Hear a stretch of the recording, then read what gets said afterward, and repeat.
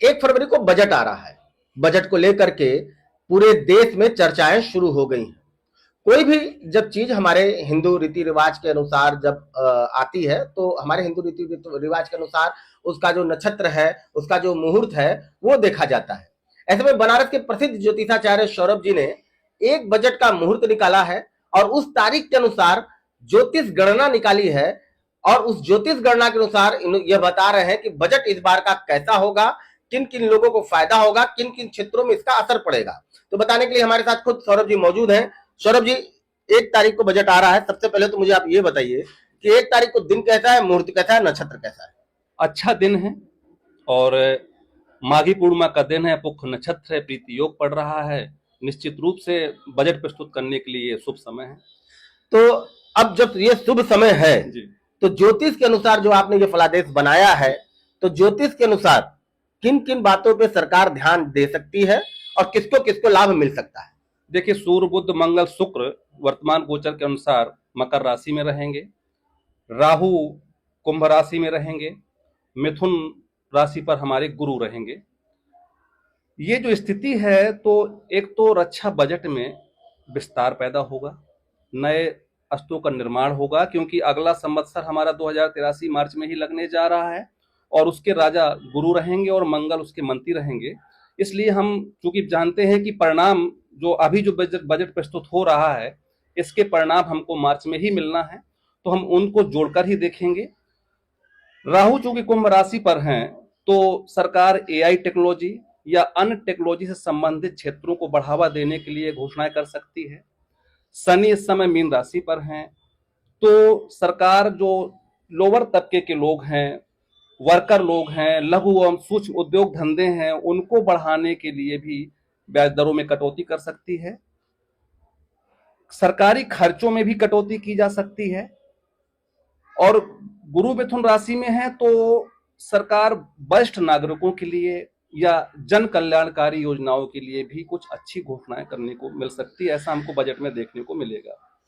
और अगर और भी नक्षत्रों की बात करें, जैसा कि आपने बताया कि जो केतु है, शनि है और सूर्य है, ये प्रभावी होंगे। हाँ बिल्कुल, ग्रहों का तो सारे ग्रहों का प्रभाव रहेगा, लेकिन हम संवत्सर 2083 को जोड़कर देखेंगे तो उसके राजा गुरु हैं और मंत्री मंगल हैं। इस आधार पे हमको लगता है कि मंत्री और राजा मित्र हैं, तो सरकार एक अच्छे निर्णय जनहित में लेने का प्रयास करेगी और उसको निश्चित रूप से जनता को लाभ मिलेगा। यानी कि रक्षा संपदा, एआई जी और मजदूर वर्ग, बिल्कुल।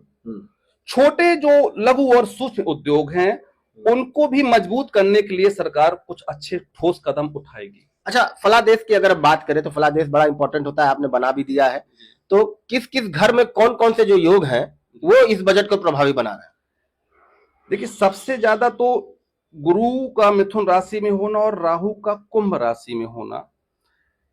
राहु कुंभ राशि में है तो सरकार कुछ नया हट के बजट लाएगी। जो पिछला बजट उन्होंने प्रस्तुत किया था, उससे निश्चित रूप से कुछ हट के नया बजट लाएगी जो जनता के लिए लाभकारी साबित होगा। तो ये कहा जा सकता है कि इस बार के जो ग्रह गोचर हैं वो एकदम बजट के अनुरूप हैं।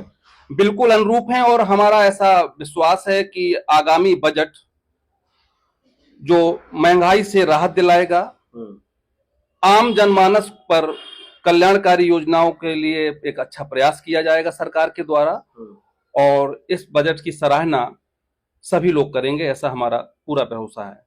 बिल्कुल, देखिए यह पूरी जो रिपोर्ट है, बजट है फलादेश का, वो गुरुजी ने तैयार किया और जो आंकड़ा इन्होंने, जो गणना इन्होंने किया, उस आधार पर साफ है कि इस बार जो बजट है वो ऊंचे तबके के साथ साथ जो नीचे तबके के जो मजदूर हैं उनको फायदा पहुंचेगा। रक्षा संपदा का बड़ा बजट आ सकता है। एआई तकनीक को भी लेकर के सरकार एक बड़ा जो है वो ऐलान कर सकती है। तो जो ग्रहों का जो मिलाप है वो इस बार बजट को बेहतरीन बना सकता है, ऐसा ज्योतिष कहता है। हालांकि 1 फरवरी को यह सामने आएगा कि इस बार का बजट कैसा होगा। रवि पांडे, न्यूज़ 18, वाराणसी।